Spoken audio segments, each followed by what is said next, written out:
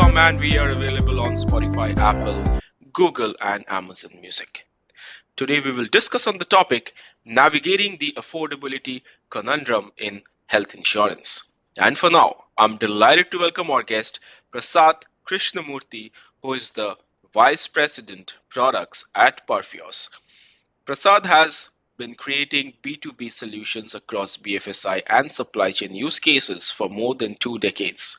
He is passionate about using the best of technology like IoT, ML, and AI to solve real world inefficiencies. In his current role as the head of Insurtech solutions at Perfios, leveraging Perfios's robust data framework to provide solutions across the insurance spectrum for automating people-intensive processes, making them faster, cheaper, and better. To add to this, understanding and analyzing varied large-scale data to enable real-time decision-making, identifying and mitigating risk and fraud is also part of the role. So Prasad, a warm welcome to the show. Thank you, Surya, and very nice to be here. So Prasad, a very important topic for the day. I would really like to understand how can innovative cost control measures be implemented in the health insurance industry to make coverage more affordable for a broader range of individuals? Thank you. This is a very important aspect that we have to start thinking about right now. See, nowadays what is happening is year on year, the premiums are getting more higher, right? So more people are paying higher and higher for the health insurance. And as we are getting more people covered, it's only getting their premiums higher year on year. And not just the premiums, right? So the cost of healthcare is also increasing regularly, right? So health inflation is double digit every year consistently. And the only entity that is have some amount of control on the healthcare cost is the health insurer. So apart from the health insurer, there is no other entity, no other regulation that can actually help in controlling the healthcare costs. Now, this is complicated because one, for the insurer to themselves are suffering from very high claim ratios. They are suffering from underwriting losses consistently. And so what they do is they transfer that cost to the end consumer by doing a repricing and increasing the premium. And they also end up having complicated terms and conditions and conditional coverages, right? So this means even though a person has a health insurance, they're not sure whether anything is going to get covered or not covered, how much of it is get covered, and so on. And this also impacts the hospitals. So they start having complicated billing, hidden costs, very roundabout way of giving information, which again cycles back to the claims not being processed properly and high claim ratios and underwriting losses. And this is a vicious cycle where nobody is winning. The health insurers are suffering, the health providers are suffering, and the end consumers are suffering. And this will very soon end up in a race to the bottom where the coverage is insufficient, the costs are high, and the health insurers are not making money. So overall, to start off on this point, it's the health insurer who has any kind of capability to control this cost. And to do that, they have to look at not just the claim statistics telling that, okay, how much claims did they pay, how many premiums, where, which agent, or which disease are they paying higher, and they're just looking at their data, right? They're not looking at what is happening to the beneficiaries. How much of benefit are they getting for the premium that they are paying? How much out of pocket expenses are they subjected to? Yeah. Or how many claim denials are being done, right? Based on the complicated terms and conditions, or what is the has the treatment changed from the providers, and is the cost structure even relevant for what they have agreed with the providers, right? Mm. So insurers need to take this holistic view of information to come up with better products and better pricing. Yeah, yeah. So, what you mentioned about the pricing part and even the premiums and the payouts. But in India, it's a real deep issue. Even though premiums are paid, in a very disciplined manner, but at the time of the claims happens, even it's a legitimate claim. The premiums actually are being not utilized well when it comes, for the insurance companies to look into the real issues. So, I mean, this ecosystem, I think, needs to be little bit, tightened to actually do, like better work when it comes to real claims happening there. Because health insurance in a country like India, especially, it's like a major critical aspect for human life. Absolutely. So, one of the main things affecting this, right, as I said, the control has to be Yeah. from the insurer. Right. One of the main problems that they face is that the visibility, right? For them Right. to do control, an insurer empirically knows some of the places where they are losing money, okay, where they need to do a control. But the complication is actually being able to pinpoint. So one of the simplest things which they know that uh, they can help in controlling is, say, for example, the medication costs. Right. Okay, now India is the world's largest producer of medicines, Mm, mm. of Yep. drugs.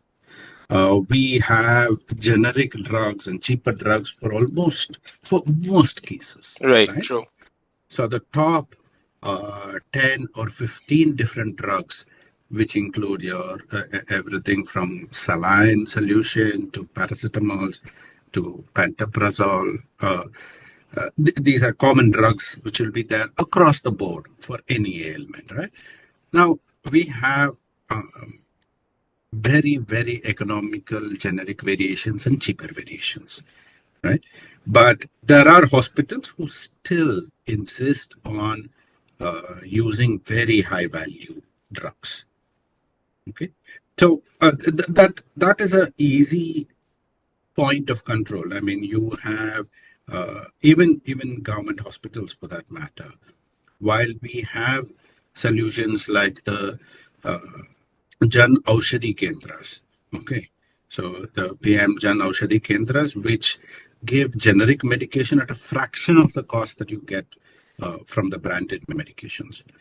But still, even government hospitals insist on, there are hospitals and doctors who insist on giving high value medications. Yeah. Now, this is a very straightforward case of, working with the hospitals and with the pharmacy or with the national board controlling the pharmacies to uh, work out a scheme in which the insurers can either carrot and stick, penalize, or you give certain benefits to hospitals using more of generic medication, right?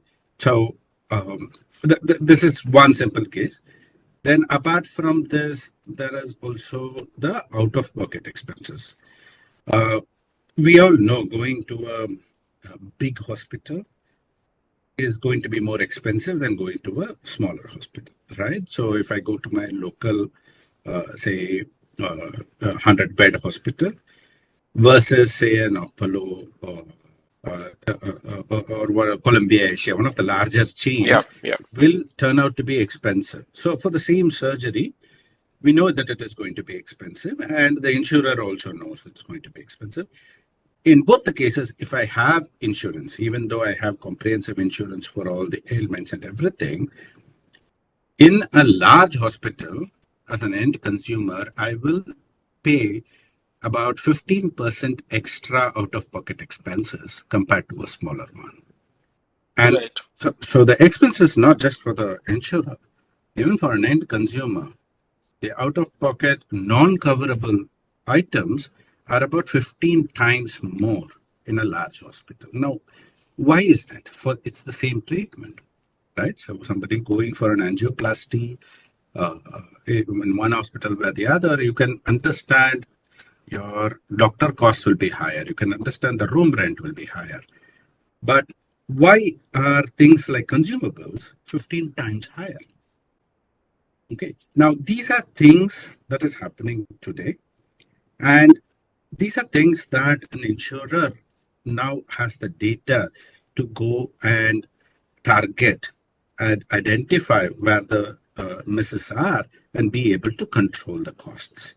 So here the point is that for each one of these cases, right, now the information is available with the insurer and to work closely with the hospital and try to minimize these kind of costs.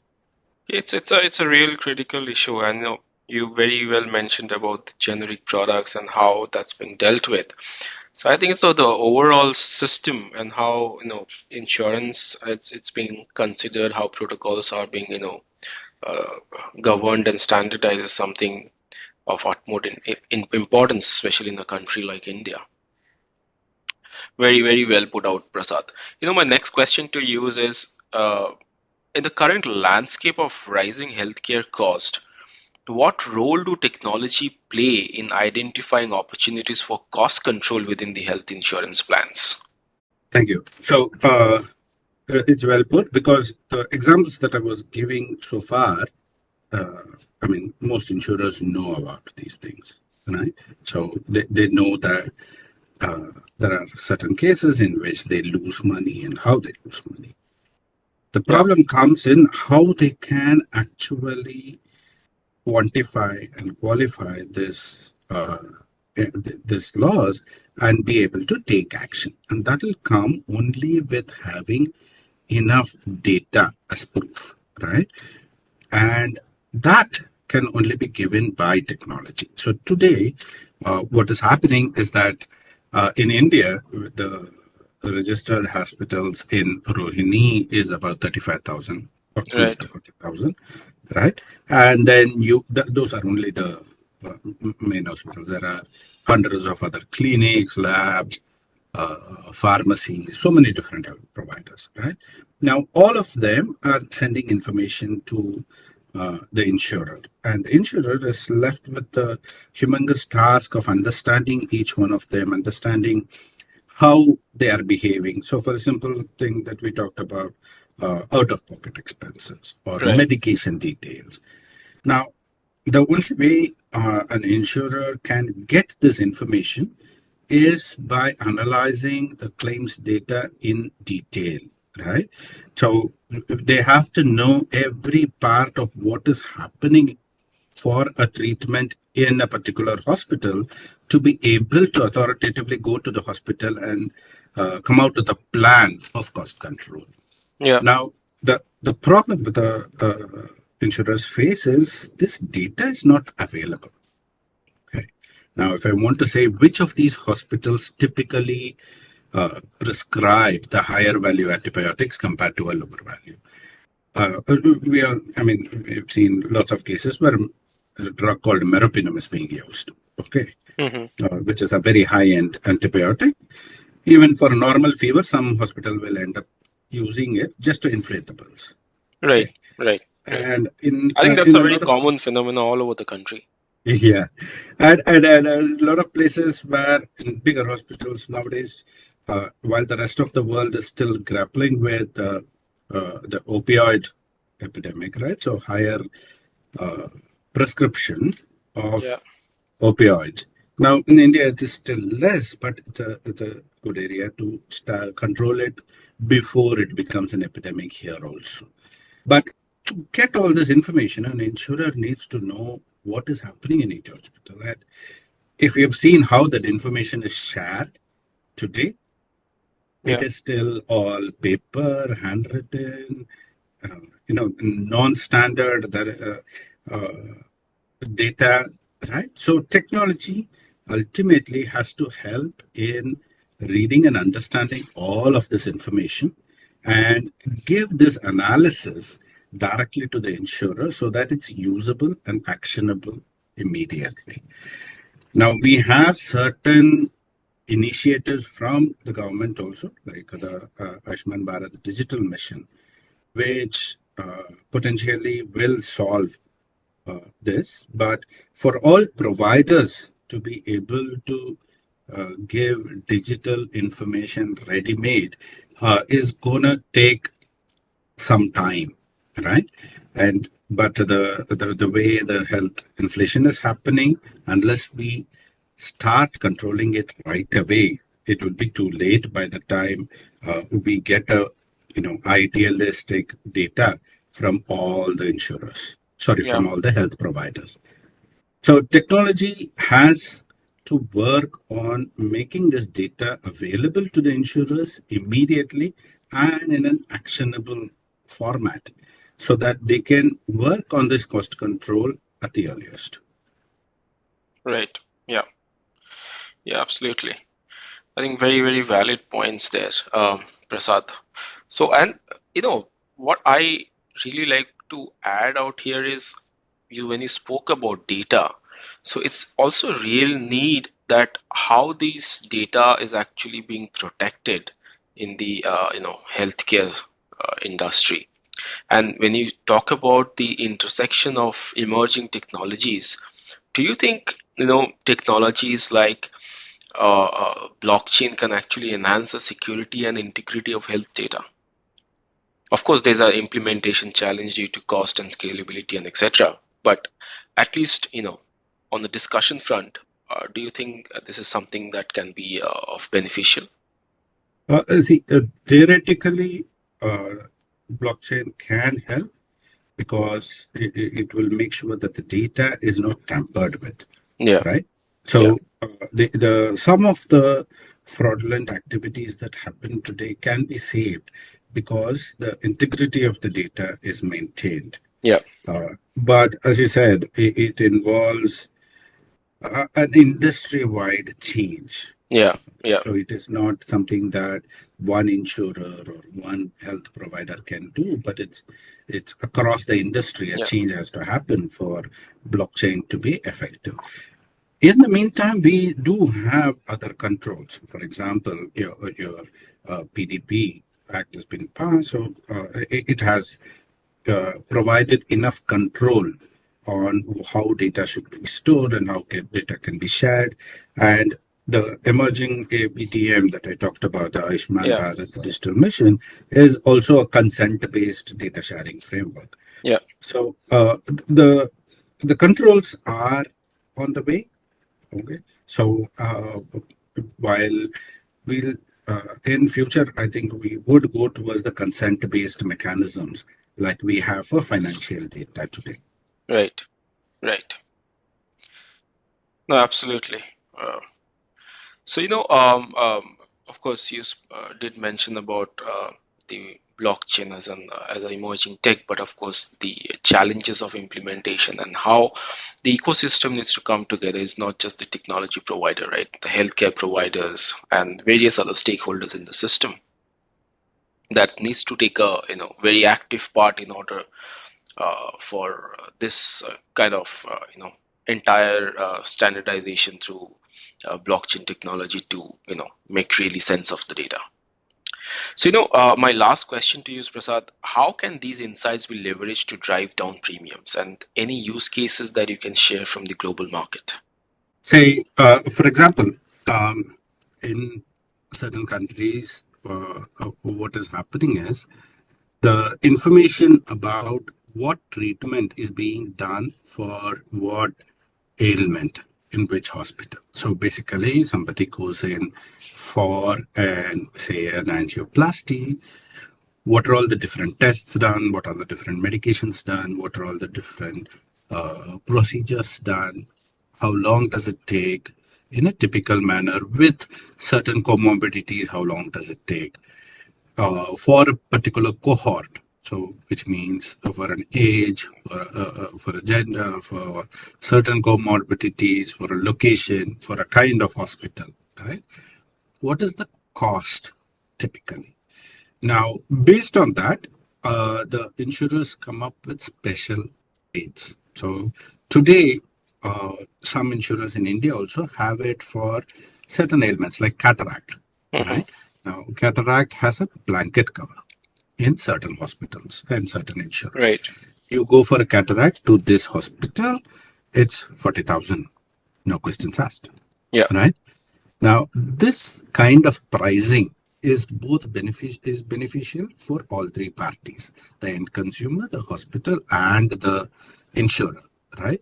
Now, to arrive at that, so for example, if I have a menu card saying this hospital, this treatment, this is the cost. We don't have to go through the entire claim process, the entire back and forth of, the unpredictability of how much will get covered, how much will not get covered, what are the different charges. All those complications are removed because I go to hospital A for a particular treatment, the hospital the amount is fixed and directly paid. Now, for example, this happens for some of the PMJ initiative also, the Jan Yeah. Arogya Yojana from NHA, where the rates are fixed by overall, but in certain geographies, what you have seen is they come up with this DRG based pricing, diagnostic research group. So basically, what happens is that there is a flat rate which is published and pre decided. This makes it controllable and easily accessible for all the consumers, right? The end consumer ultimately knows I go and get a cataract in Narayana, it is 40,000. Insurer knows this person is going to Narayana for cataract, so I have to pay 40,000. The hospital knows 40,000 is the record amount that I will receive for this particular treatment. So overall, the entire value chain makes it a much more predictable, and this entire pricing, right, is arrived by looking at a large amount of data. What typically happens, what is the typical cost, and this is a much more valid discussion and a negotiation with the hospitals where you agree on this rate, and not as a max rate, but more of a package rate, right? And it overall makes the entire claim process much, much smoother and easier. Yeah. So, do you think is there any possibility or already existing kind of a flexibility benefit plans, that, primarily, to give policyholder to customize their coverages based on their individual needs? Because I It think you is mentioned some about the, umbrella or coverages that, no questions asked for cataract, just pay 40,000 flat. so some of these exist very for by even today in some insurers where they say they will pay for all supplies. Yeah, yeah, Even the non-medicals are paid. So no questions asked. So it is not as if, after the bill, the insurer comes back and says, I will pay this, others you have to pay out of your pocket and going back and forth. So these kind of things are avoided. Some of the insurers are coming up with these innovations, but there is still a long way to go. And in India, the about what less than 10% of people have private health insurance. right. Yeah, And all these innovations are happening in private health insurance. Now, the one of the biggest selling health insurance in India, wherever it is there, the coverage is mostly by group health, right? The employment health insurance. And group health, typically, the insurers have a more than 100 claim ratio. Okay. So these kind of innovative policies rarely reach group health insurance, and that is where a majority of the people end up suffering. So while it exists in pockets, and the availability of such policies to a larger set of people is the need of the hour. Right. Yeah. Yeah, absolutely. And this, by strategically applying whatever insights we discuss about and health insurers, how they can actually control cost, but also create more sustainable and affordable premium structure for the policyholder is something that the industry, the fraternity really needs to think about, because the key is not just to use technology or any sort of data driven approaches to improve the efficiency and so on and so forth, but the end users should be the one getting benefited, and that's how as a country this will evolve, right? um, yeah, so fantastic discussion, Prasad, and thank you so much for sharing your thoughts today. A true delight to have you as our guest. Thank you, sir. And lastly, to wrap this up, you are listening to the Insurance Story podcast, and thank you for listening. And see you at our next episode. Take care and stay safe. Goodbye for now.